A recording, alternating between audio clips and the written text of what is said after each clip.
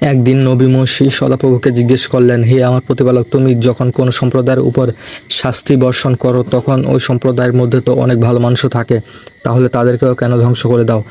মহান সদাপ্রভু বললেন, নবী মসিকে ভালোভাবে বোঝানোর জন্য একটা কাহিনী ঘটালেন। প্রিয় বন্ধুরা, ঘটনাটি শোনার জন্য ভিডিওটি লাইক করুন এবং পেজটি ফলো করে দেন।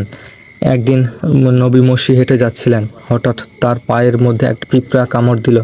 মশা নবী ছিলেন এমনিতে অনেক রাগী নবী, তখন তিনি সেই পিঁপড়েকে মেরে ফেললেন, কিন্তু তার রাগ বিন্দুমাত্র ঠান্ডা হলো না।